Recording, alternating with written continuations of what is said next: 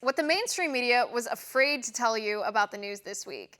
This week, while the mainstream media obsessed over a Virginia pastor asking his church to pray for the president, here are the things that happened that really matter.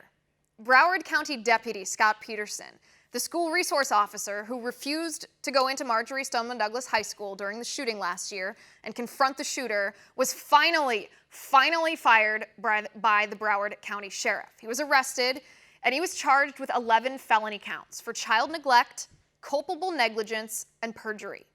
Now, whether the law will find he had a duty to act and was derelict in that duty or not, that remains to be seen. But what we know for sure is the Democrats mocked Republicans for calling out Peterson. They defended Peterson in the aftermath of the Parkland shooting, and this proves the Democrats were wrong. But did the mainstream media report this story to you? Did they admit their own bias? Did they admit that something other than gun control could have saved the kids' lives that day? Nope. The mainstream media barely mentioned this. First Lady Melania Trump's trip to Buckingham Palace this week was textbook fashion diplomacy. Her gowns were classy, they were gorgeous, and one of her outfits even paid homage to Princess Diana. And yet, no fashion magazine has ever put Mrs. Trump on the cover of their publication as First Lady.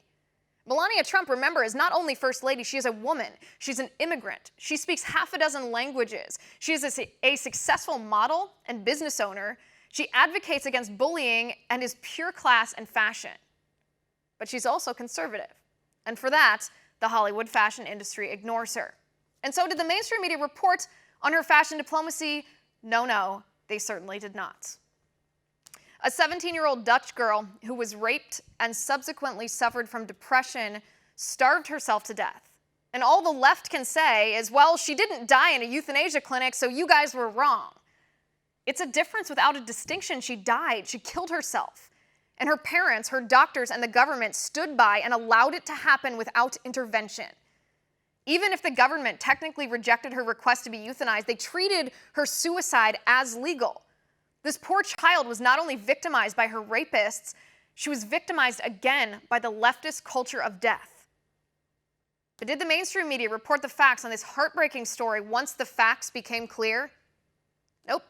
The mainstream media was in such a hurry to bash Republicans and ignore their bloodthirsty culture, they ignored the girl herself. Conservative comedian Steven Crowder was demonetized by YouTube for making mean jokes about a gay writer from Vox. Apparently, insulting somebody is now grounds for demonetizing on YouTube, which is funny because YouTube did not demonetize Samantha Bee for calling Ivanka Trump a feckless C-word.